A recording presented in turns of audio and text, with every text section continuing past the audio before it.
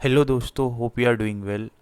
आज के सेशन में देखेंगे what is DevOps, what is the need of DevOps, who should learn DevOps, overview of DevOps. In this इसमें हम देखेंगे एज्योर डेवॉप्स का ओवरव्यू, फिर एज्योर डेवॉप्स सर्विसेज, देन आपको मैं पोर्टल पे ले जाऊंगा डेवॉप्स के और डिफरेंस बताऊंगा एज्योर डेवॉप्स पोर्टल में और एज्योर पोर्टल में क्या डिफरेंसेस होते हैं। सबसे पहले देखते हैं व्हाट इज़ डेवॉप्स। डेवॉप्स एक तरह का कल्चर है, एक मैथोलॉजी है जिसमें हम टेक्नोलॉजी को, पीपल, प्रोसेस को, सबको टुगेदर काम करते हैं जिससे हम अपना जो भी प्रोडक्ट डिलीवर कर सकें कस्टमर को वो बग फ्री हो और विद इन टाइम लिमिट्स में हम उसको बेस्ट क्वालिटी प्रोडक्ट डिलीवर कर सकें। तो ये जो मैंने दो पॉइंट मेंशन किए हैं इसका मतलब यही है कि DevOps brings together people, process and technology, automating software delivery to the provide continuous value to your users. And secondly, automate and speed software delivery. It makes your process and product more reliable. जो हमको customer हम उसको जो भी product deliver करेंगे वो ज़्यादा reliable होगा, बग फ्री होगा, विद इन टाइम लिमिट्स में उसको थ्रू ऑटोमेशंस जो हम आगे मैं आपको बताऊंगा कैसे ऑटोमेशन कर सकते हैं, CI/CD कैसे क्रिएट करते हैं, जिसकी वजह से उसके पास बेस्ट क्वालिटी का product with in time limits में रीच हो जाएगा। What is the need of DevOps. Need से पहले हम देखते हैं कि क्या टेक्नोलॉजी या फिर क्या मैथोलॉजी वो यूज़ करते थे डेवॉप्स से पहले। तो इस मॉडल को हम वाटरफॉल मॉडल कहते हैं। ये क्वेश्चन भी इंटरव्यू का जनरली पूछ लेते हैं, व्हाट इज़ वाटरफॉल मॉडल। तो आपको मैं इसके एक एग्जांपल समझाता हूँ। जैसे आप कस्टमर हैं या मैं, आप कस्टमर हैं और मैं एक कंपनी चलाता हूँ, तो आपकी एक रिक्वायरमेंट है कि आपको एक वेब एप्लीकेशन डिज़ाइन करनी है, बनवानी है। सपोज़ एक हेल्थ केयर के लिए आपको एक वेब एप्लीकेशन क्रिएट करनी है। आपने मेरी कंपनी से कांटेक्ट किया। हम जब मीटिंग करेंगे तो हम सबसे पहले आपकी जो भी रिक्वायरमेंट्स हैं, आपको कैसे वो वेबसाइट डिज़ाइन करनी है, हेल्थ केयर से रिलेटेड आपको कौन कौन सी फंक्शनैलिटीज़ चाहिए, किस तरह का आप डिज़ाइन चाहिए आपको, तो वो मैं आपका रिक्वायरमेंट जो होती है फर्स्ट स्टेप में आपसे सारी रिक्वायरमेंट गैदरिंग कर लूँगा। एक बार वो गैदरिंग करने के बाद फिर हम ये भी देखेंगे कि हम आपको वो कितने टाइम में डिलीवर कर सकते हैं। सपोज़ मैंने आपसे टाइम मांगा कि 6 मंथ में हम आपको वो आपकी वेबसाइट डिलीवर कर देंगे। तो इस 6 मंथ के अंदर एक बार मेरी रिक्वायरमेंट आपसे गैदरिंग हो गई, उसके बाद मैं एज अ कंपनी अपने डेवलपर्स को जाके बात करूँगा, उनसे साथ बैठ के डिज़ाइंस क्रिएट करूँगा, उनका आर्किटेक्चर डिज़ाइन करूँगा कि कौन सी हम उसमें टेक्निकल स्टैक यूज़ करेंगे, फ्रंट एंड के लिए क्या यूज़ करेंगे, बैक एंड के लिए क्या यूज़ करेंगे, डेटाबेसेस क्या यूज़ करेंगे। एक बार वो सब डिज़ाइन होने के बाद उसका इम्प्लीमेंटेशन हो जाएगा। बट मेरे पास 6 मंथ का टाइम है और अब मैं इम्प्लीमेंटेशन कर लिया। सपोज़ मैंने 4 मंथ्स में मेरा इम्प्लीमेंटेशन हो गया, सब कुछ हो गया, और मैं आपसे 5 मंथ में वापस आपके पास आया कि भाई हमने ये डिज़ाइन किया है, ये इसकी फंक्शनैलिटी। अब आपको उसमें कुछ फंक्शनैलिटी और डिज़ाइन पसंद नहीं आए 5 मंथ्स पर, तो आप कह रहे हैं कि नहीं मुझे ये फंक्शनैलिटी नहीं चाहिए, ये डिज़ाइन नहीं चाहिए। तो फिर अब हमें यहाँ इस वेरिफिकेशन स्टेज पर कुछ चीज़ों में चेंज करना पड़ेगा और हमारे को डिलीवरी करना था 6 मंथ के अंदर। तो अगर वो छोटा मोटा चेंज होता है तो ठीक है, बट अगर चेंजेस बड़े निकले, कोई फंक्शनैलिटी पूरी चेंज करनी पड़ी या कोई डिज़ाइन समझ में नहीं आया, तो उस केस में फिर हमारा वो 6 मंथ में डिलीवरी नहीं हो पाएगा। फिर वो शायद माइट भी 8 मंथ्स में हो या और ज़्यादा टाइम लग जाए। तो यहाँ पे फीडबैक का कोई प्रोसेस नहीं है। आपको requirement, design, implementation, verification, maintenance, ये सब डाउनफॉल में जाता हुआ दिख रहा है, या वाटरफॉल मॉडल मतलब एक डाउनफॉल दिख रहा है कि यहाँ पे फीडबैक कोई नहीं है। तो इस केसेस में क्या होता था, हमारा पहले इंफॉर्मेशन गैदरिंग होती थी और फिर फाइनल प्रोडक्ट से पहले जब आप वेरिफिकेशन कराते हो तभी पता लग पाता था कि क्या चेंजेस करने हैं या फिर पूरा सॉफ्टवेयर सही है। तो इस मेथोलॉजी या फिर इसको चेंज करने के लिए, इस मेथड को चेंज करने के लिए एजाइल प्रोसेस आया, या फिर हम कह सकते हैं एज्योर डेवॉप्स के एक कंटिन्यूसली फीडबैक हमें मिलता रहता है जैसे जैसे डिप्लॉयमेंट होता रहता है इस स्प्रिंट वाइज, कि हम इसमें ये चीज़ें चेंजेस हमें लग रहा है सही, फंक्शनैलिटी सही चल रही है। तो ये काफ़ी ज़्यादा अब हेल्पफुल होता है किसी भी प्रोडक्ट को बेस्ट क्वालिटी या बेस्ट रिलायबल प्रोडक्ट डिलीवरी करने के लिए। तो अब पढ़ते हैं इसको, what is the need of DevOps. So DevOps is a methodology just like agile और वाटरफॉल, बट वाटरफॉल हम इसको यूज़ नहीं करेंगे, एजाइल की तरह हम इसको बोल सकते हैं कि एक मैथोलॉजी है जिसके अंदर हम सारी चीज़ पीपल प्रोसेस बेसिकली, बट आपको इसको आगे बताता हूँ, but it differs in the matter that improve the collaboration between developer and testing team. तो इसमें यही है कि ये डेवलपर और टेस्टिंग टीम का कोलेब्रेशन बहुत अच्छे से करता है। DevOps is a culture. It helps development and deployment of software but in much more efficient and faster manner. अब इसका मतलब यही है, मैं आपको बताता हूँ, जैसे भी डेवलपमेंट टीम होती है वो जो भी डेवलपमेंट करती है तो थ्रू कंटिन्यूस इंटीग्रेशन वो डेवलपमेंट डेव एनवायरनमेंट सब आपको समझाऊंगा कौन कौन से एनवायरनमेंट्स होते हैं, क्योंकि किस एनवायरनमेंट का क्या यूज़ है, बट अभी के लिए डेव एनवायरनमेंट में वो कोड डिप्लॉय कर देते हैं। तो जैसे ही उनका काम होता है वैसे ही वो कोड डिप्लॉय होता जाता है। तो हमारा जो डेवलपमेंट प्रोसेस है वो बहुत ज़्यादा फास्ट हो चुका है अब। इसी की वजह से अब अगर हम ऑटोमेशन भी लगा दें इन स्टेप्स पे, जैसे कि it does so by automating lot of step would be left upon to human to the work. तो इससे ये हो जाता है कि हमारी जो डेवलपमेंट स्टेप्स हैं, जैसे भी हमारा डेवलपमेंट होता है वो कंटिन्यूस इंटीग्रेशन के हेल्प की वजह से काफ़ी फास्ट हो चुका है, और जो भी स्प्रिंट वाइज या फिर जो भी फंक्शनैलिटी हम विद इन टाइम पीरियड्स में उसको डिलीवर कर देते हैं। इसके बाद if we work to consider software development was divided into 4 parts, तो वो 4 पार्ट में डिवाइडेड होता है। The process can be easily automated using DevOps tools and increase the time take release software और an update of that software.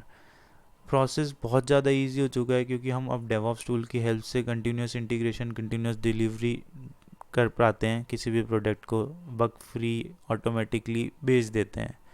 कैसे भेजते हैं, कैसे प्रोसेस होता है वो आपको आगे पता लग ही जाएगा, बट अभी थ्योरी पॉइंट ऑफ व्यू से आपको ये समझना ज़रूरी है प्रोसेस कैसे काम करता है।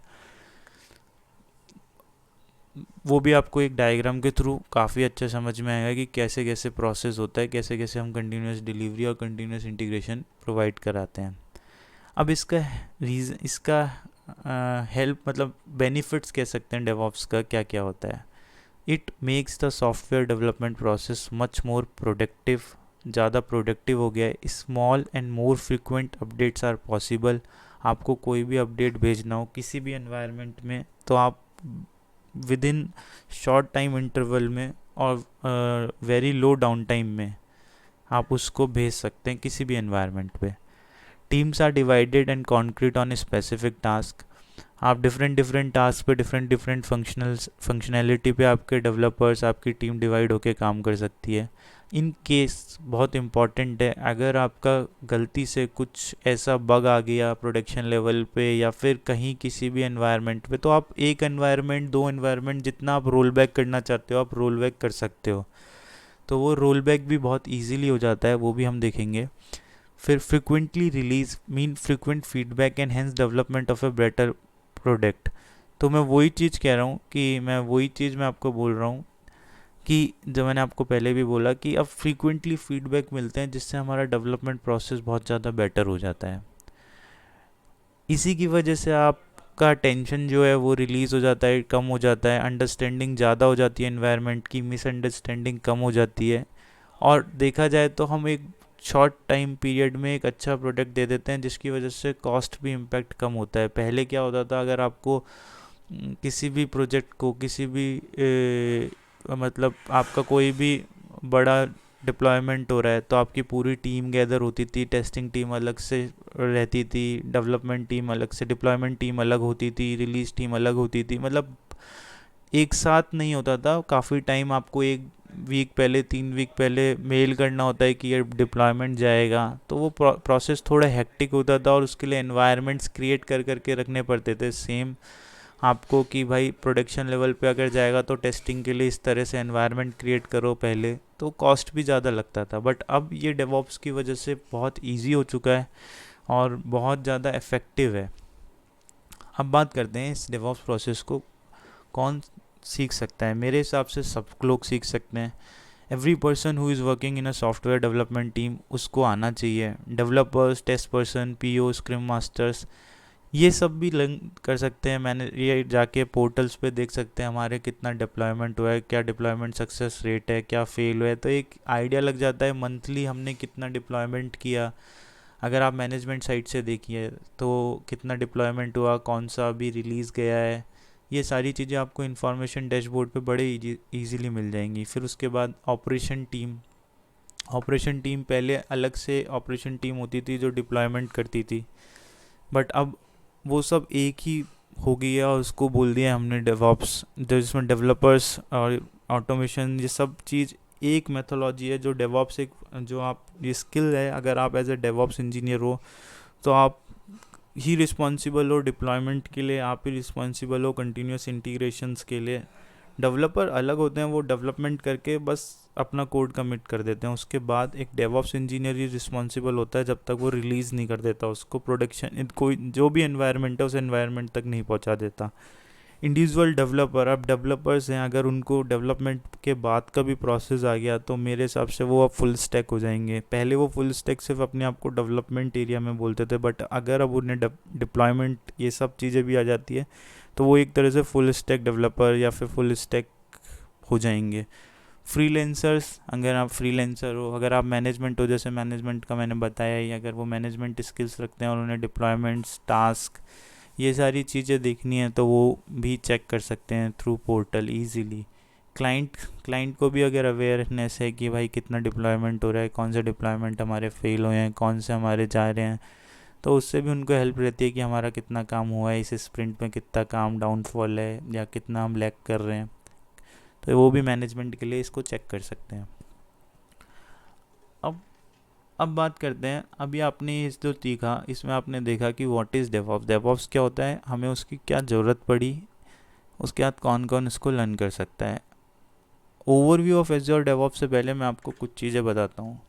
डेवऑप्स जो हमारा कल्चर है, हमारी जो मैथोलॉजी है, इसके अंदर बहुत सारे टूल्स आते हैं।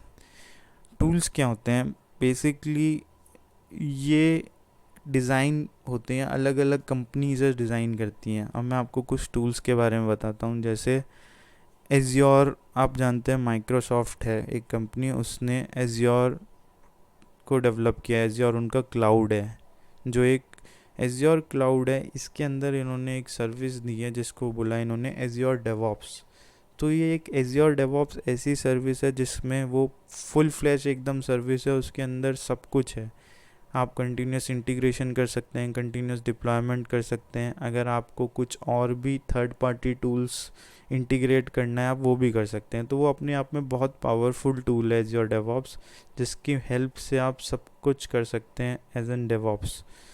अब ऐसी एक इसका एज़्योर का राइवली है जिसको AWS है, वो इनका कंपटीशन देती है। उन्होंने भी अपना एक टूल डिज़ाइन कर रखा है, उन्होंने स्पेसिफिकली उस टूल को कोई नाम नहीं दिया है, बट डेवऑप्स उनके कोड कमिट, कोड बिल्ड, इसके थ्रू वो उसको अचीव कर लेते हैं। तो वो, और अब हम बात करते हैं, ये तो था क्लाउड प्रोवाइडर्स, जो बिग क्लाउड प्रोवाइडर्स हैं, ऐसी GCP जैसे गूगल क्लाउड है उनका भी खुद का डेवऑप्स का है। ऐसे डिफरेंट डिफरेंट क्लाउड प्रोवाइडर्स ने अपना अपना दे रखा है, बट हम इस कोर्स में मेजरली फोकस करेंगे एज़्योर डेवऑप्स पे कि वो कैसे अपना डेवऑप्स फंक्शनैलिटी या फिर जो भी उन्होंने टूल्स में क्या क्या सर्विसेज प्रोवाइड की हैं जिसकी हेल्प से हम ये डेवऑप्स को अचीव कर पाते हैं। और एक चीज़, इसमें कुछ ऐसे टूल्स भी होते हैं जो ओपन सोर्स टूल्स होते हैं। ओपन सोर्स टूल्स में सबसे पहले आता है जेनकिंस। जेनकिंस एक ऐसा टूल है जो ओपन सोर्स से फ्री है, तो वो भी CI/CD के काम में आता है। फिर उसके बाद कुछ टूल्स होते हैं जैसे एनसीबल, ये सब ओपन सोर्स टूल हैं, तो उनकी इस कोर्स में बात नहीं करेंगे, उसके लिए मैं कभी और वीडियोस बना दूंगा। तो अभी हम देखेंगे एज़्योर डेवऑप्स। तो एज़्योर डेवऑप्स के अंदर सबसे पहले देखिए, एक software as a service platform है जो प्रोवाइड किया है माइक्रोसॉफ्ट ने। एंड टू एंड है, मैंने आपको बोला, जैसे कि आप इसको डेवऑप्स को मेथोलॉजी या कल्चर को अचीव करने के लिए आप एंड टू एंड इस टूल्स की हेल्प से कर सकते हैं आप। इसमें continuous integration, continuous deployment, third party integrations, किसी को नोटिफिकेशन भेजना हो स्लैक के थ्रू, आप सब कर सकते हैं। सोनार क्लाउड इंटीग्रेशंस, हम ये सारी चीज़ें देखेंगे भी डेमो के साथ कि कैसे अचीव हो सकता है, बट अभी थ्योरी के लिए आप बस ये चीज़ें समझिए कि होता क्या है एज़्योर डेवऑप्स। तो एक एज़्योर डेवऑप्स एक software as a service platform है जिसकी हेल्प से हम end to end DevOps achieve कर सकते हैं। अब एक बार इसको मैं पढ़ लेता हूँ। It also integrate most leading tools on the market, it great option for orchestrating और DevOps tool chain at DevOps Group. We have lot of customer who have found Azure DevOps fits their needs irrespective of their language, platform और cloud. Azure DevOps में आप कोई सी भी language का project जैसे .NET core और आपका जावा, आपका PHP, कोई सी भी लैंग्वेज, Node.js, Angular, React, आप कोई सी भी लैंग्वेज का CI/CD वहाँ पे बना सकते हैं पाइपलाइन और उसको डिप्लॉय कर सकते हैं रिस्पेक्टिव वर्चुअल मशीन्स या जहाँ भी आपको डिप्लॉय करना है, आगे देखेंगे आप। मतलब उस किसी भी लैंग्वेज, कोई दिक्कत नहीं है, कोई सी भी आप यूज़ कर सकते हैं।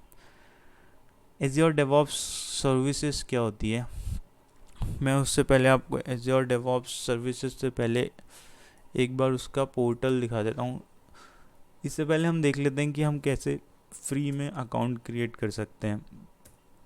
तो आपको एज़्योर फ्री अकाउंट पे क्लिक करना है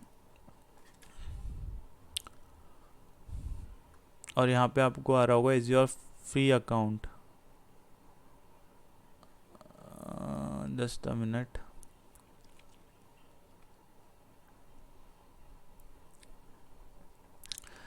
ये देखिए आप इस पे खोलेंगे Azure free account azure.microsoft.com free. आप गूगल पे सर्च करेंगे, सबसे पहले आपको ये पेज दिख जाएगा। आपको सिंपली स्टार्ट फ्री पे क्लिक करना है। ऑलरेडी मैंने क्रिएट कर रखा है तो मुझसे साइन अप का पूछेगा, बट मैं आपको प्रोसेस फिर भी बता देता हूँ कैसे कैसे होगा। और आपने ऑलरेडी अगर ये क्रिएट कर रखा है तो मेरे को लगता है, मैं आपको एक ट्रिक बताऊँगा, शायद माइट भी उससे हो जाए।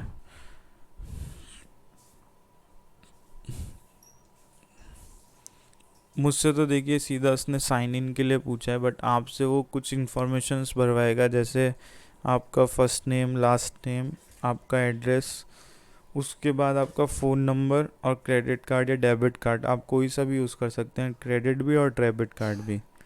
बट अगर आपने ऑलरेडी इसको बना रखा है, ऑलरेडी आपका कोई एज़्योर पे अकाउंट है, तो ऐसा बोलते हैं कि एक बार अकाउंट बनाने के बाद आप वापस नहीं बना सकते। बट फॉर अ ट्रायल आप ऐसे कर सकते हैं कि आप डेबिट कार्ड या फिर जो आपने क्रेडिट कार्ड यूज़ किया है उसका, तो आप उसको आप रखिए अपने पास ही, बट आप एक यूनिक फ़ोन नंबर, आप फ़ोन नंबर आपका यूनिक होना चाहिए। मैंने ऐसे ट्राई किया कि सेम डेबिट कार्ड और क्रेडिट कार्ड सेम रखा, बट फ़ोन नंबर यूनिक रखा तो मेरा दूसरी बार भी सेम डेबिट और क्रेडिट कार्ड से अकाउंट बन गया फ्री।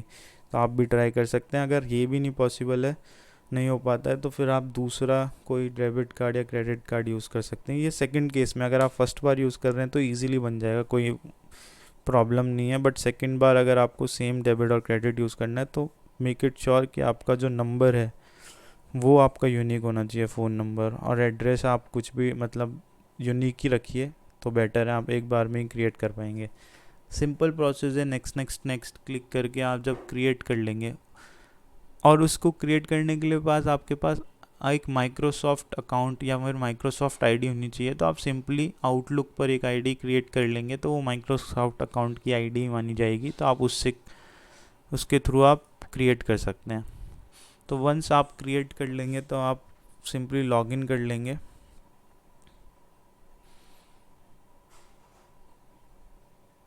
जस्ट अ मिनट,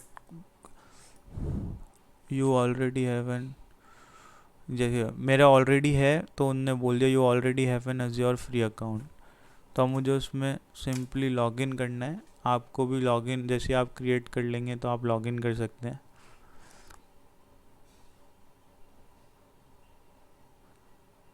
तो ये अब यहाँ पे ये आपको कुछ रिसोर्सेज दिख रही है, बट आपको इन सब चीज़ों से रिसोर्सेज आपको नहीं दिखेगी।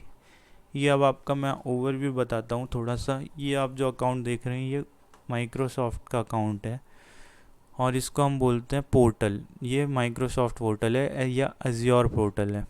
तो इस अज्योर पोर्टल में जब आप क्रिएट कर लेंगे तो आपको यहाँ पे 14,000 क्रेडिट मिलेगा, जिसको आप यूज़ कर सकते हैं, या फिर आपको 30 डेज़ मिलेंगे। तो इनमें से जो भी कंडीशन पहले फुलफ़िल हो जाएगी, या तो 30 डेज़ या फिर आपका 14K के अराउंड।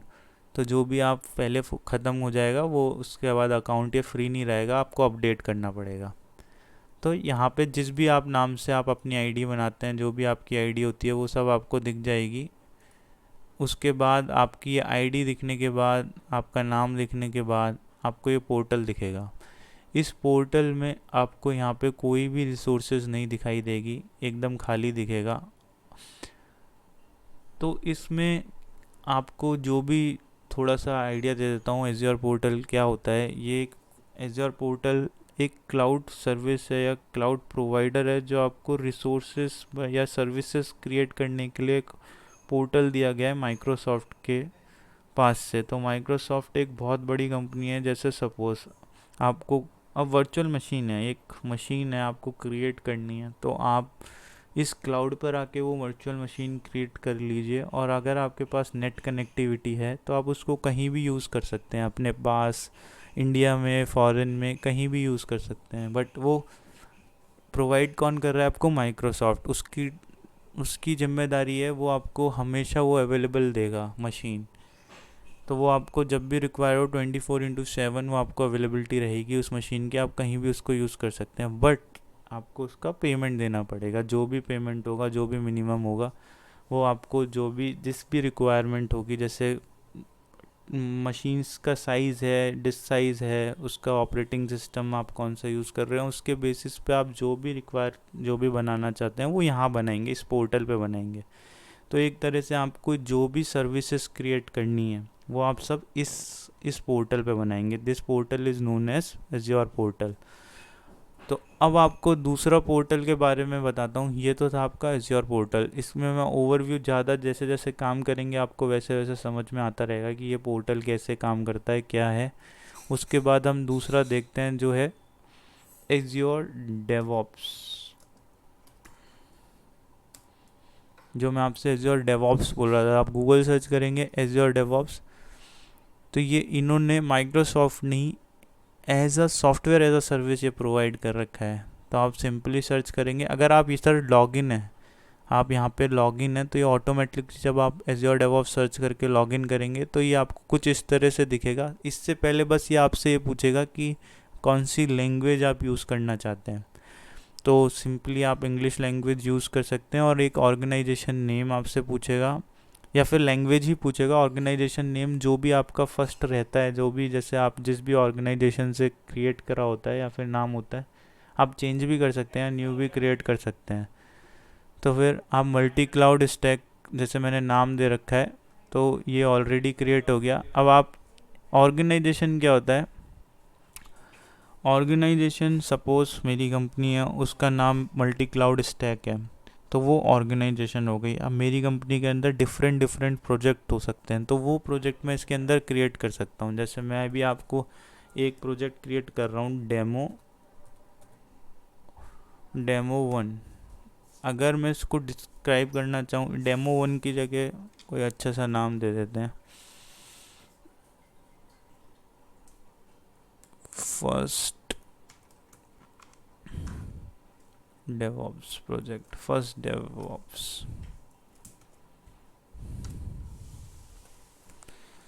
तो ये जो प्रोजेक्ट नेम हो गया, ये आपका फर्स्ट, आप ऑर्गेनाइजेशन के अंदर एक प्रोजेक्ट क्रिएट कर रहे हैं, तो आपने ये दे दिया फर्स्ट डेवऑप्स। इसके अंदर अगर आपको डिस्क्रिप्शन देना है तो आप डिस्क्रिप्शन दे सकते हैं, या आपका जो भी समझने के लिए अगर आपको यूज़ करना है तो आप दे सकते हैं कि this is my first project, या this is the technological stack we are using, जो भी आपका मन करे आप वो दे सकते हैं। उसके बाद विजिबिलिटी, आप ये पब्लिक रखना चाहते हैं या प्राइवेट रखना चाहते हैं। प्राइवेट सिर्फ आप लोग ही, जो जिन जिन को एक्सेस दोगे वो ही देख सकते हैं। पब्लिक आप चाहो तो anyone can on the internet वो देख सकता है।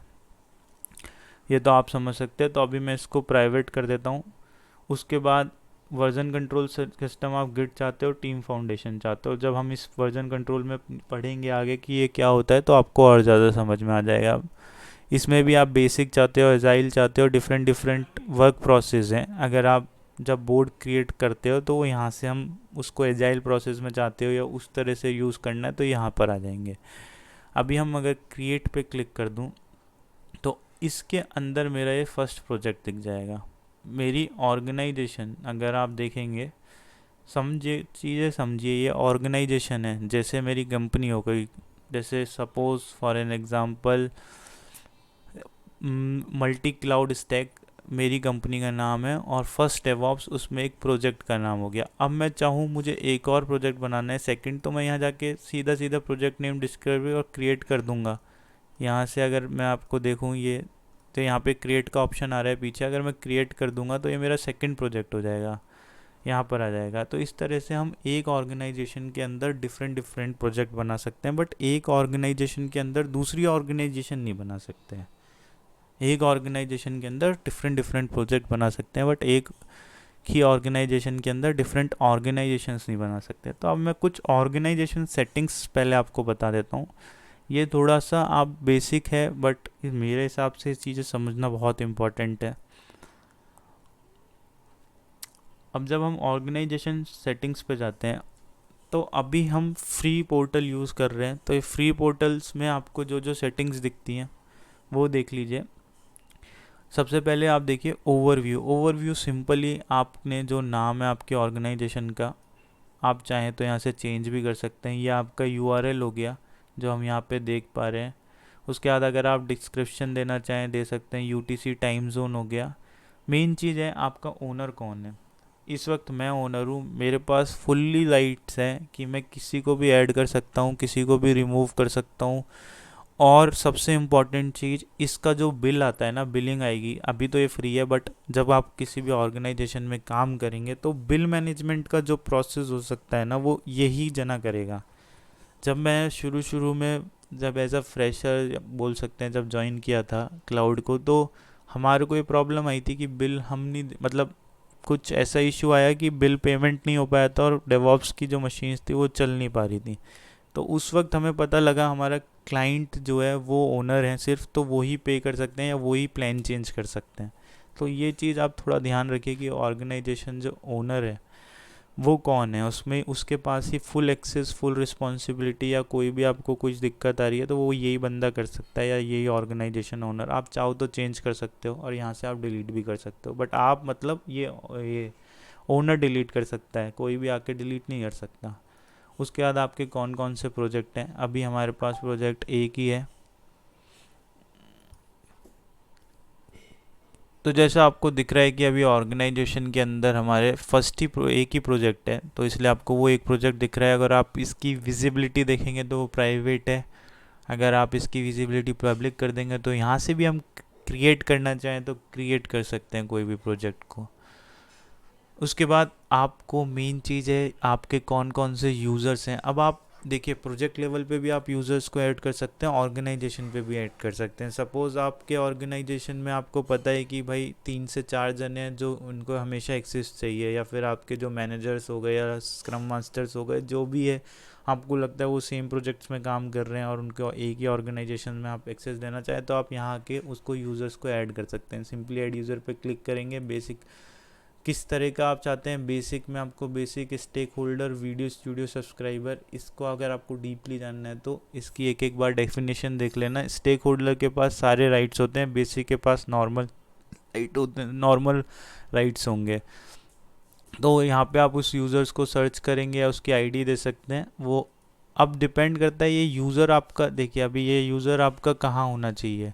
ये यूज़र आपका एज्योर जो है, यहाँ पर एज्योर एक्टिव डायरेक्टरी में अगर आपका क्रिएटेड है तो वो यहाँ पे आपको शो हो जाएगा। वो कैसे शो होता है मैं आपको आने वाले लेक्चर्स में वो सब चीज़ें समझा दूंगा, बट ओवरव्यू के लिए कि यूज़र्स में जाके हमें यूज़र ऐड करने होते हैं। बिलिंग अभी आपको ये फ्री है तो इसलिए आपको ये कुछ अभी शो नहीं हो रहा शायद, अगर ये अभी पेज लोड हो नहीं रहा। बट अगर आपका ये पे एज यू गो होगा या फिर आपको लोडिंग हो रहा है, मैं आपको दिखाता हूँ। अभी ये फ्री है तो आपको कुछ शो नहीं होगा खास, बट जैसे अगर आपको ये फ्री टीयर है, मगर अगर आपको ये पे एज यू गो में जाना है या फिर आपको अदर कोई सब्सक्रिप्शन में जाना है तो आप यहाँ से उसको सेट कर सकते हैं। जो भी हमारा फ्री होता है उसमें ये 1800 मिनट फ्री रहता है, MS hosted, Microsoft hosted agent और एक सेल्फ होस्टेड। ये क्या एजेंट होते हैं ये दोनों मैं आपको समझाऊंगा। बेसिक यूज़र्स आप 5 फ्री रख सकते हैं, बेसिक टेस्ट प्लान सब फ्री होता है। तो ये स्टेक फोल्डर सेटिंग्स हैं जो भी आप देख रहे हैं अभी स्क्रीन पर। मेन चीज़ आप यहाँ पे ध्यान रखिए, अभी फ्री टियर है और उसके बाद अगर यहाँ से हम उसको सेट कर सकते हैं फ्री है या फिर वो है बेसिक। सो बेसिकली बिलिंग वाला जो टैब है उसमें आप देख सकते हैं हमारा कौन सा टीयर है, फ्री टीयर है या फिर डिफरेंट सब्सक्रिप्शन है, तो हम यहाँ पर आके पता कर सकते हैं। ऑडिटिंग टैब मैंने कभी यूज़ नहीं किया और बेसिकली ये लॉग्स के लिए काम में आता है। जैसे आपने कोई यूज़र्स ऐड करे तो आप यहाँ पर आके देख सकते हैं, या जो भी लॉग्स रिलेटेड होगा वो आपको यहाँ पे शो हो जाएगा। ये बहुत इंपॉर्टेंट ऐप है ग्लोबल नोटिफिकेशन, इसको अच्छे से देखेंगे। जैसे अभी के लिए मैं आपको एक एग्जांपल दे देता हूँ। जैसे आपका कोई भी बिल्ड कंप्लीट हुआ तो आपको किन किन स्पेसिफिक डेवलपर्स या लीड्स को नोटिफिकेशन भेजनी हो तो आप इस पे आके उसको कॉन्फ़िगरेशन कर सकते हैं। आपका कोई बिल्ड फेल हो गया तो आप कॉन्फ़िगरेशन कर सकते हैं। तो ये बहुत हेल्पफुल रहता है, सारे प्रोजेक्ट्स में इम्प्लीमेंट करना बहुत ज़रूरी है। जैसे क्योंकि आप नहीं हर जनों को फ़ोन मतलब मैसेज करके बताओगे या मेल अपडेट करोगे कि भाई बिल्ड सक्सीड हो गया, तो ऑटोमेटिक प्रोसेस यही है कि जैसे ही बिल्ड हो अपडेट हो जाए आपके स्पेसिफिक जो भी आप जिनकी भी ईमेल आईडी कस्टमाइज़ करोगे उनके पास मेल अपने आप लग जाएगा कि आपका बिल्ड अपडेट हो गया है या फिर रिलीज़ अप हो गया है। उसके बेसिस पे वो अपना आगे का काम शुरू कर देंगे। तो ये बहुत इंपॉर्टेंट है टैब, आप ये देख सकते हैं। इसके बाद ये यूजेस, जैसे नाम ही बता रहा है कि कितना क्या यूज़ हुआ है, वो सारी चीज़ें किसने कब कितना यूजेस किया है। ये टैब ज़्यादा यूज़ नहीं होती हैं। एक्सटेंशंस, इसको भी मैंने तो कभी एज सच अभी तक यूज़ नहीं किया एक्सटेंशंस को। एज्योर एक्टिव डायरेक्टरी, ये आपको मैं जब डायरेक्टरी वाली चीज़ पढ़ाऊँगा एज्योर की तब उसमें और क्लियर कर दूंगा कि एज्योर एक्टिव डायरेक्टरी क्या होती हैं। परमिशंस, पॉलिसीज़, क्या क्या पॉलिसीज़ हैं। थर्ड पार्टी ऑथेंटिकेशन ऑन है, अगर आप ऑफ़ करना चाहो तो ऑफ़ कर सकते हो। बेसिकली जब आप किसी भी थर्ड पार्टी कनेक्शन जैसे स्लैक, सोनार क्लाउड उनसे ऑथेंटिकेट करना चाहते हो तो ये ऑफ़ रहेगा तो दिक्कत होती है। यहाँ से ऑन रखिए, बाय डिफ़ॉल्ट है, कोई इशू नहीं है। अभी सिक्योरिटी पॉलिसीज़ ऑन है, अगर आप इसको ऑफ़ करना चाह सकते हैं तो ऑफ़ कर सकते हैं। सिक्योरिटी से रिलेटेड जो भी स्टफ़ है वो आप यहाँ देख सकते हैं। परमिशंस आपको किस किस प्रोजेक्ट पे आपने किस किस को परमिशन, एक्चुअली यहाँ पे ऑलरेडी बाय डिफ़ॉल्ट कुछ परमिशंस हैं जैसे प्रोजेक्ट कलेक्शन एडमिनिस्ट्रेशन, और इसमें अभी जैसे ये मल्टी क्लाउड मुझे और एक जो प्रोजेक्ट एडमिनिस्ट्रेटर है या प्रोजेक्ट जो भी ये कलेक्शन सर्विस अकाउंट वाला है उनको परमिशंस हैं, इसमें 2 मेंबर हैं। तो ये कुछ बाय डिफ़ॉल्ट परमिशंस हैं।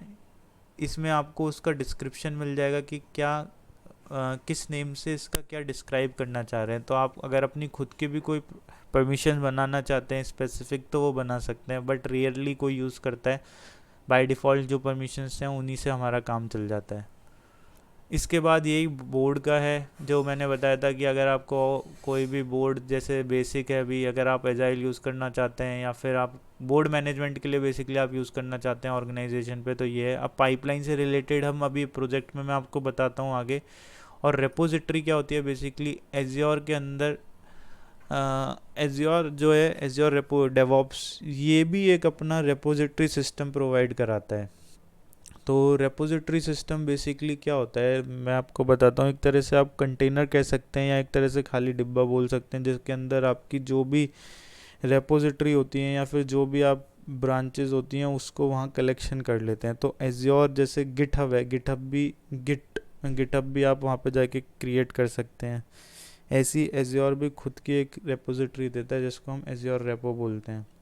उसके अंदर हम खुद की ब्रांचेस और सब चीज़ प्राइवेट पब्लिक जैसे भी आप बनाना चाह सकते हैं बना सकते हैं। तो ये आपको, और ये तो बेसिकली मैंने आपको आइडिया दे दिया जो भी इसमें सेटिंग्स हैं, जो भी इसकी ओवरव्यू दे दिया। जैसे जैसे हम यूज़ करते रहेंगे वैसे वैसे आपको और आइडिया लगता रहेगा। उसके बाद हमारा जो फर्स्ट प्रोजेक्ट है, अब इस पर आ जाते हैं जो हमने क्रिएट किया। पहले जो सेटिंग्स देखी थी वो सारी सेटिंग्स थी ऑर्गेनाइजेशन बेसिस। अब जो हम सेटिंग्स या अब जो हम पोर्टल देख रहे हैं ये अब हमारा है जो प्रोजेक्ट बेसिस है। तो अब इसमें मेन चीज़ है वो सारी चीज़ें आप देख लीजिए। मेन चीज़ में जो हमारी फर्स्ट चीज़ आती है वो आती है ओवरव्यू, जिसमें आप ये देख सकते हैं जब आप ये क्रिएट करेंगे तो ये जो डैशबोर्ड दिख रहा है ये फर्स्ट ओवरव्यू है, ठीक है। उसके बाद आपको कोई भी डैशबोर्ड क्रिएट करना है तो वो आप इस डैशबोर्ड पे जब क्लिक करेंगे तो यहाँ से आप विजिट ऐड कर करके वो डैशबोर्ड इस जगह क्रिएट कर सकते हैं। बाद में मैं आपको ये भी दिखा दूंगा कि कैसे क्रिएट कर सकते हैं, किस तरह से दिखता है, कैसे आप कस्टमाइज डिज़ाइन कर सकते हैं। बोर्ड्स का ऑप्शन मैं आपको अभी ऐसे ही समझा देता हूँ। ये बोर्ड रिलेटेड जो है, इसमें बोर्ड से आप समझ सकते हैं जैसे जो भी आपका वर्क आइटम है या फिर जो भी आपकी पीबीआई स्टोरीज़ हैं वो सब आपको यहाँ पे दिख जाएंगी। वो स्टोरीज़ के थ्रू आप अपना वर्क मैनेज कर सकते हैं, कितना आपने स्टोरीज क्लोज कर दी, कौन सी वर्क इन प्रोग्रेस है। तो ये बोर्ड मैनेजमेंट जनरली आपके स्क्रम मास्टर्स या फिर आपके जो स्टोरीज क्रिएट करते हैं प्रोजेक्ट की वो यूज़ करते हैं। तो हम इसको ना देखेंगे, इसको ज़्यादा नहीं देखेंगे। इसके बाद जो मेन है वो रिपोजिटरी है जिससे हम कंटिन्यूस इंटीग्रेशन और ये पाइपलाइन है जिसके थ्रू हम continuous integration continuous deployment achieve करते हैं।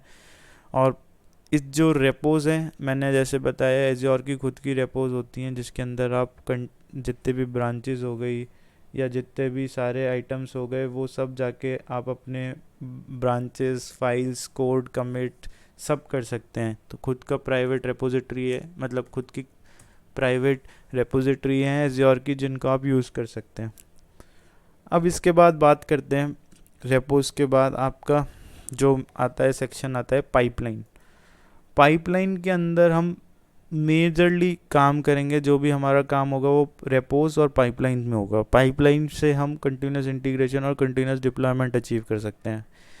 इसमें ही हम जॉब्स बनाएंगे, इसके अंदर ही हम एजेंट्स देखेंगे, इसके अंदर ही हम टास्क देखेंगे, क्या सारी चीज़ें होती हैं, कैसे काम होता है, कैसे हम ऑटोमेट कर सकते हैं प्रोसेस को। तो यहाँ पे काफ़ी अच्छा मज़ा आएगा कि भाई कैसे कैसे चीज़ें कैसे कैसे काम कर सकते हैं। टेस्ट प्लान, जो भी आपकी टेस्टिंग टीम होती है उनको कोई भी टेस्ट केसेस लिखने हो, स्टोरीज लिखनी हो, परफॉर्म करना हो, वो सारी चीज़ें यहाँ पे टेस्ट प्लान्स में यूज़ करते हैं। जनरली टेस्टिंग टीम यूज़ करती है। आर्टिफैक्ट्स, सपोज़ आपके प्रोजेक्ट में कोई न्यूगेट पैकेजेस, कोई भी पैकेजेस यूज़ करने हो तो आप वो यहाँ पे फीड करा सकते हैं और उसको हम अपने प्रोजेक्ट में यूज़ कर सकते हैं। तो होपफुली आपको ये सारे भी टैप्स अभी के हिसाब से, ओवरव्यू के हिसाब से आपको थोड़ा क्लियर हो गया होगा कि कैसे काम करते हैं। उसके बाद अगर आपको कोई और इधर देखेंगे राइट हैंड साइड पे स्विच करना हो कोई और यूज़र्स के लिए या डायरेक्टरी के लिए तो यहाँ से स्विच कर सकते हैं।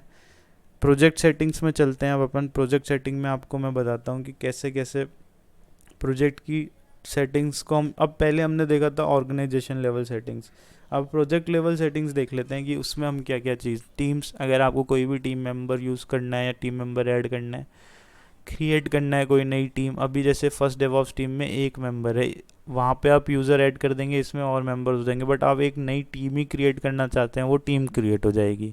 परमिशंस किसी को देनी हो, अब यहाँ पे जो मैं बता रहा हूँ इसमें कुछ स्पेसिफाई परमिशंस होती हैं। कंट्रीब्यूटर, रीडर्स, कंट्रीब्यूटर रोल्स क्या काम करता है भाई, पढ़ सकते हैं आप। Member of this group can add, modify, delete item with team project. Team project के अंदर वो सब कुछ कर सकता है कंट्रीब्यूटर। एडमिनिस्ट्रेटर, पूरे उसके पास सारे राइट्स रहते हैं, can create, modify, build definition, manage Q. तो आप अगर इसको डीपली थोड़ा सा एक बार खुद से पढ़ेंगे कि भाई रीडर के पास क्या रोल होते हैं। वैसे मैं आपको मेन रोल अगर बता दूं एज एन इंटरव्यू प्रोस्पेक्टिव और आपके हिसाब से जो ज़्यादा तक यूज़ होते हैं वो होते हैं, एक तो रीडर रोल, एक होता है कंट्रीब्यूटर रोल और एक होता है प्रोजेक्ट एडमिनिस्ट्रेटर रोल। मतलब एडमिनिस्ट्रेटर रोल, और आप ये सारे रोल्स एक बार खुद से गो थ्रू कर लीजिए, बाय डेफिनेशन से ही आपको समझ में आ जाएगा। और अपने स्पेसिफिकली जब आप काम करेंगे तो आपको पता लग जाएगा किस बंदे को कितना लेवल का एक्सेस देना है, तो वहाँ से आप जाके उसको उसमें एक्सेस दे सकते हैं। नोटिफिकेशंस, जो हमने ग्लोबल नोटिफिकेशन देखी थी वो हम प्रोजेक्ट बेसिस के भी लगा सकते हैं। अगर आपको ग्लोबली नहीं लगानी, प्रोजेक्ट बेस पे लगानी है तो वो भी आप देख सकते हैं। सर्विस हुक्स, ये थोड़ा इम्पॉर्टेंट है, मतलब ये भी एक तरह से इम्पॉर्टेंट तो नहीं कहेंगे बट एक ये ऐसा है जैसे आपको कोई भी सब्सक्रिप्शन इंटीग्रेट करना हो कोई भी सर्विस को, फॉर एन एग्जांपल आपको स्लैक को इंटीग्रेशन करना हो प्रोजेक्ट में, तो अब यहाँ पे आपको सर्विस हुक बनाना पड़ेगा आके। तो वो सारी चीज़ें भी हम देखेंगे कैसे क्या। डैशबोर्ड मैंने आपको ऑलरेडी बता दिया। बोर्ड्स में, ज़्यादा बोर्ड्स में वही है, प्रोजेक्ट से मैनेजमेंट से रिलेटेड या फिर आपको कोई भी स्टोरीज से रिलेटेड जो भी स्टफ़ है वो आप प्रोजेक्ट मैनेजमेंट में देख लेंगे। उसके बाद पाइपलाइन जो है, पाइपलाइन में agent pool, parallel job settings, तो ये पाइपलाइंस हम अच्छे से समझेंगे। पाइपलाइन पार्ट में रिपोजिटरी आपको बता ही दिया, आर्टिफैक्ट्स आपको बता दिया, तो इसमें सच कोई खास वो नहीं, बस सर्विस हुक का थोड़ा ध्यान रखिए जिससे आपको स्लैग्स या थर्ड पार्टी इंटीग्रेशन करना हो, तो ये एक ऑपरेशन, ये एक पार्ट है। बाकी ये ओवरव्यू कंप्लीट होता है आपका एज्योर डेवॉप्स पोर्टल का। और ये आपका, मैंने आपको इसके बारे में ज़्यादा इसलिए नहीं बताया क्योंकि जैसे जैसे काम करेंगे वैसे वैसे इसको देख सकते हैं, एक्सप्लोर कर सकते हैं।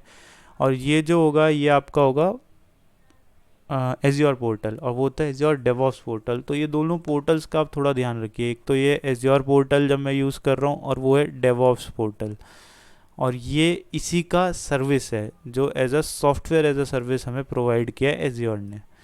सो होपफुली ये सारी चीज़ें आपको क्लियर हो गई होंगी। जैसे जैसे हम आगे बढ़ते जाएंगे और आपको मैं इसका एक बार रिकैप करता रहूँगा चीज़ें जिससे आपको और क्लियर होती रहें। जैसे कि मैंने अभी आपको एज्योर डेवॉप्स पोर्टल और एज्योर पोर्टल दोनों का अलग अलग डेमो दे दिया है, क्या क्या होती है, कैसे कैसे सर्विस क्रिएट होती है, कैसे प्रोजेक्ट क्रिएट होता है, वो बता दिया है। अब हम यहाँ पे देख लेते हैं कि एज्योर डेवॉप्स सर्विसेज में मेनली कौन सी सर्विस थी। Azure DevOps comprises a range of services covering the full development life cycle at the time of writing. These are जो बेसिकली जो मेन सर्विसेज हैं डेवॉप्स की वो हैं एज्योर बोर्ड, जैसा हमने देखा था,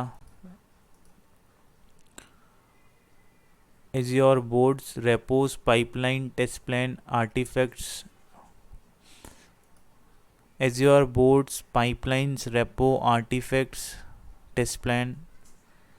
So these are the actually services. Basically these 2 points are same. So ये दोनों सर्विसेज हैं, आर्टिफैक्ट्स हो गया, रेपोज हो गई, पाइपलाइन हो गया, टेस्ट प्लान हो गए। तो यही इम्पॉर्टेंट सर्विस है और ये इतना पावरफुल टूल है। इन सारी सर्विसेज की हेल्प से आप किसी भी लैंग्वेज, कोई से भी प्रोजेक्ट का यूज़ करके, कोई से भी लैंग्वेज को यूज़ करके उसका कंटिन्यूस इंटीग्रेशन डिज़ाइन कर सकते हैं, उसको कंटिन्यूस डिप्लॉय कर सकते हैं। तो अब मेन चीज़ देख लेते हैं, कोई भी डेवलपमेंट होता है तो उसमें जो 4 चीज़ें होती हैं, ऊपर जो 4 चीज़ों के बारे में बात हो रही थी कि 4 चीज़ें कौन सी यूज़ होती हैं डेवलपमेंट की, वो मैं आपको यहाँ पे क्लियर कर देता हूँ। आपने यहाँ पे पढ़ा था कि अभी हमने देखा था कि 4 चीज़ें, वो बोल रहे थे कि 4 चीज़ें यूज़ होती हैं किसी भी सॉफ्टवेयर में। तो पहला होता है डेवलपमेंट फेज़, दूसरा होता है टेस्टिंग फेज़, तीसरा होता है डिप्लॉयमेंट फेज़, चौथा होता है मॉनिटरिंग फेज़। तो इसमें शुरू से अगर आपको मैं बताता हूँ, सबसे पहले होता है किसी भी प्रोजेक्ट, किसी भी एप्लीकेशन, किसी भी सॉफ्टवेयर डिज़ाइन के लिए प्लानिंग। तो आप इस वाले प्लानिंग से समझिए कि यहाँ पे हमने प्लान कर लिया, उसमें टाइम देख लिया, स्प्रिंट्स डिज़ाइन कर ली कि हर 15 डेज़ की एक स्प्रिंट रखनी है, उसमें इतनी यूज़र स्टोरीज उठानी है, काम करना है, तो वो प्लानिंग का पार्ट हो जाता है। सपोज़ मेरी प्लानिंग हो गई, मुझे 14 डेज़ में 5 यूज़र स्टोरीज करनी है। अब मैं वो यूज़र स्टोरीज अपनी डेवलपमेंट टीम को दे देता हूँ, डेवलपमेंट टीम उसकी कोडिंग करती है। कोडिंग करने के बाद वो अपने सिस्टम पे चेक कर लेती है, अपने सिस्टम पे जब वो लोकली सब कुछ सही चलने लगता है उसका, तो वो फिर डेवॉप्स को दे देती है। अब यहाँ से डेवॉप्स की बात शुरू हो जाती है। डेवॉप्स क्या करता है? डेवॉप्स सबसे पहले बिल्ड करता है उस चीज़ को, वो सिस्टम में चला के बिल्ड करता है, प्रोसेस को देखता है, सारी चीज़ें बिल्ड हो जाती है कम्प्लीटली अच्छे से। तो वो एक स्पेसिफिक, देखिए बिल्ड सही से हो गया तो वो आगे स्टेप में जाएगा। अगर बिल्ड में ही कुछ गड़बड़ हो गई, वो ढंग से नहीं चल पाया, तो वो वापस से डेवलपमेंट टीम के पास चला जाता है। अब हम पॉजिटिव सिनेरियो में बोलते हैं कि बिल्ड सक्सेसफुली हो गया, तो अब वो एक एनवायरनमेंट पे उस चीज़ को डिप्लॉय कर देता है। सपोज सबसे पहला और बेसिक एनवायरनमेंट होता है डेवलपमेंट एनवायरनमेंट। तो डेवलपमेंट एनवायरनमेंट पे जो भी टेस्टिंग, डेवलपमेंट एनवायरनमेंट में बेसिकली जो डेवलपर होते हैं वो खुद ही टेस्ट करते हैं कि ये चीज़ें सही चल रही हैं नहीं चल रही हैं। तो वो डेवलपमेंट एनवायरनमेंट पे जब एक बार, अभी आप इसको समझिए, बिल्ड हो गया है, डेवलपमेंट एनवायरनमेंट पे सही चल रहा है, सही चल गया है, तो उसके बाद हम इसको टेस्टिंग टीम को टेस्ट करने के लिए बोल देते हैं। वो एनवायरनमेंट दूसरा होता है, बट वो कैसे होता है अभी के लिए आप ये समझिए कि बिल्ड हो गया सक्सेसफुली, टेस्टिंग टीम टेस्ट कर रही है, अगर टेस्टिंग टीम ने भी टेस्ट सही कर दिया तो उसको रिलीज़ कर देंगे। अब ये रिलीज़, डिप्लॉय, ऑपरेट, ये तीनों टर्म समहाउ सेम ही हैं। तो अब जैसे रिलीज़ कर दिया, उसको डिप्लॉय कर दिया, स्पेसिफिक वर्चुअल रिलीज़ करके, मतलब डिप्लॉय करना, रिलीज़ करना, ये प्रोसेस एक ही है कि हम कहाँ रिलीज़ कर रहे हैं, उसको डिप्लॉय कर रहे हैं, या तो हम किसी भी स्पेसिफिक वर्चुअल मशीन पे डिप्लॉय करेंगे, EC2 पर डिप्लॉय करेंगे, इलास्टिक बीन या फिर वेब एप्स या कोई भी कंप्यूट रिसोर्सेज पे हम उसको डिप्लॉय कर देंगे। एक बार जब आपका कोड अच्छे से वहाँ डिप्लॉय हो गया, उसके बाद वो लाइव हो जाता है। लाइव होने के बाद आप उसकी करते हैं मॉनिटरिंग। अब मॉनिटरिंग भी एक इम्पॉर्टेंट रोल प्ले करती है। जैसे मॉनिटरिंग में आप सारी चीज़ें प्रिडिक्ट कर सकते हैं। CPU यूटिलाइजेशन ज़्यादा हो गई आपकी कंप्यूटर रिसोर्स की, तो आपको पता लग जाता है यार, नई रिसोर्सेज लगा देते हैं। या फिर कोई API आपकी एप्लीकेशन है, बहुत ज़्यादा टाइम ले रही है लोड होने में, तो एप्लीकेशन में कौन सी API है जिसका टाइम इंटरवल ज़्यादा है, तो उससे आप मॉनिटरिंग की हेल्प से देख सकते हैं। मैं आपको रियल टाइम समझाने की कोशिश करूँगा कि आप मॉनिटरिंग को कैसे इम्प्लीमेंट कर सकते हैं और क्यों उसका, कैसे हम उसका यूज़ कर सकते हैं। ये सारी चीज़ें आपको हेल्पफुल होंगी कि आपको समझ में आएगा कि हमारा डेवलपमेंट कैसे हुआ, कैसे उसको हमने फेस को किया। और देखते हैं इसके बाद आगे हम कौन से टॉपिक्स को उठाएंगे। नेक्स्ट हम देखेंगे गिट क्या होता है।